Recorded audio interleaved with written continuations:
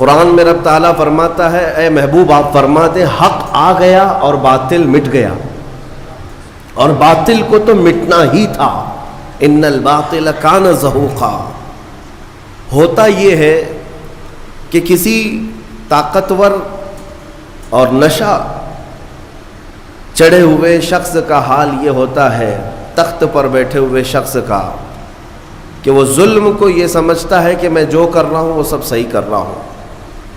آج کے حالات یہ جو بتا رہے ہیں، بعض لوگوں کو ایسا لگتا ہے کہ وہ نہتے مسلمانوں پر یا نہتے مظلوموں پر جو کچھ بھی کر رہے ہیں وہ بالکل صحیح کر رہے ہیں۔ میں تاریخ کے اوراق آپ کے سامنے رکھوں، فرعون جس کا یہ اعلان تھا انا ربکم الاعلی، میں تمہارا سب سے بڑا رب ہوں، اور اپنی عبادت کرواتا، اپنے سامنے لوگوں کو جھکنے پر مجبور کرتا۔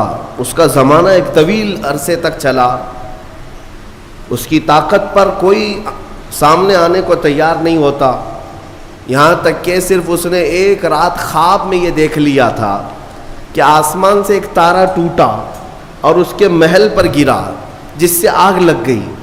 دوسرے دن اس نے سارے نجومیوں کو جمع کیا اور پوچھا کہ اس کی تعبیر کیا ہو سکتی ہے، تو کئی نجومیوں نے بالاتفاق یہ تعبیر بتائی کہ عنقریب بنی اسرائیل میں ایک بچہ پیدا ہوگا جو تیری سلطنت کو تباہ و برباد کر دے گا۔ یہ تعبیر سننے کے بعد اس ظالم منحوس شخص نے اعلان کر دیا کہ آج کے بعد جو بھی بنی اسرائیل میں لڑکا پیدا ہوگا اس کا قتل ہو جائے گا۔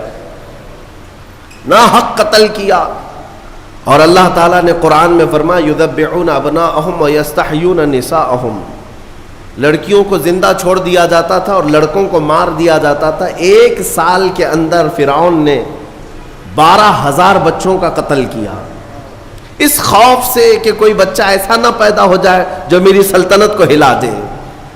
وَمَا اللَّهُ بِغَافِلٍ عَمَّا يَعْمَلُ الظَّالِمُونَ، رب تعالیٰ فرماتا ہے ظالموں کے کاموں سے اللہ بے خبر نہیں ہے۔ وَمَكَرُوا وَمَكَرَ اللَّهُ وَاللَّهُ خَيْرُ الْمَاكِرِينَ، لوگ جو ہے دھوکے کے پلاننگ بناتے ہیں اور اللہ خفیہ تدبیر کرتا ہے، اور اللہ کی خفیہ تدبیر سب سے بھاری ہوتی ہے۔ یہاں تک کہ 12,000 بچوں کا قتل صرف اس ڈر سے کیا گیا کوئی بچہ ایسا نہ آ جائے جو میری سلطنت کو ہلا دے۔ دوسرے سال اور زیادہ کر دیا گیا، یہ بچوں کا قتل ہوتا رہا، قتل ہوتا رہا۔ ظلم کی ایک بڑی داستان اس نے لکھ دی، لیکن کیا وہ اپنی سلطنت بچا سکا؟ قادر مطلق کے فیصلوں پر قربان جائیں۔ جس بچے سے اسے خوف تھا کہ وہ میری سلطنت کو تباہ و برباد کر دے گا، وہ کوئی اور نہیں، وہ موسیٰ علیہ السلام کی شکل میں پیدا ہوئے، اور پیدا ہونے کے بعد بھی اس شان سے کہ اللہ تعالیٰ نے ان کی ماں کو حکم دیا کہ تم اپنے بچے کو ایک صندوق میں رکھ کر کے دریا میں بہا دو۔ بھلا ایک ماں پیدا ہوتے ہی اپنے بچے کو سمندر کی لہروں میں بہا دے گی؟ لیکن رب تعالیٰ فرماتا ہے وَرَبَطْنَا عَلَىٰ قَلْبِهَا، ہم نے ان کے دل کو مضبوط کیا، موسیٰ کی ماں کو۔ انہوں نے موسیٰ علیہ السلام کو ایک صندوق میں رکھ کر کے دریا میں بہا دیا، اور وہ صندوق سیدھے فرعون کے باغیچے پر جا کر لگا۔ فرعون کی اولاد نہیں تھی، اس کی بیوی آئی، دیکھا خوبصورت بچہ ہے، اٹھا لیا، بیٹا بنا لیا۔ قرآن پاک میں موجود ہے سب۔ بیوی لے کر کے آئی فرعون کی اور کہا کہ ہم اس کو بیٹا کیوں نہ بنا لیں؟ فرعون نے کہا کہیں یہ بچہ تو نہیں ہے جو میری سلطنت کو ہلاک کر دے گا۔ فرعون کی بیوی نے کہا نہیں، یہ تو سمندر کی لہروں میں بہہ کر آیا ہے، وہ بچہ تو بنی اسرائیل میں پیدا ہوگا۔ بہرحال موسیٰ علیہ السلام کی پرورش فرعون کے گھر میں ہو رہی ہے، لیکن کس انداز سے؟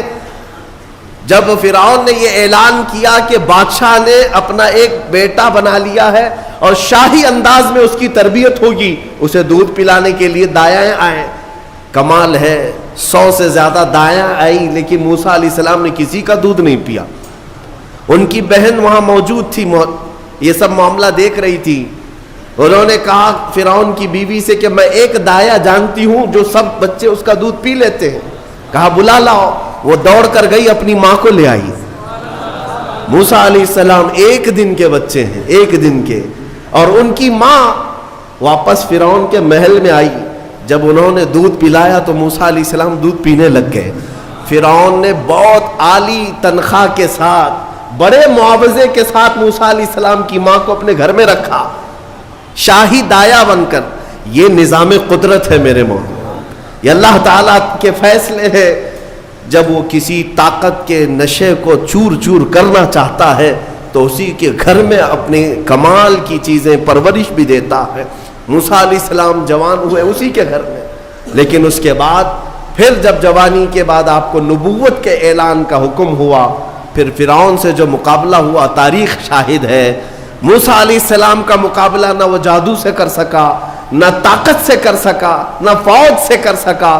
ایک وقت ایسا آیا کہ 1,00,000 فوج کو لے کر موسیٰ علیہ السلام کے پیچھے لگا۔ موسیٰ علیہ السلام سمندر میں راستہ پیدا کرتے ہوئے نکل گئے۔ فرعون جب ان راستوں پر آیا، رب تعالیٰ فرماتا ہے ہم نے سمندر کو حکم دیا جیسا تھا تو ویسا مل جا۔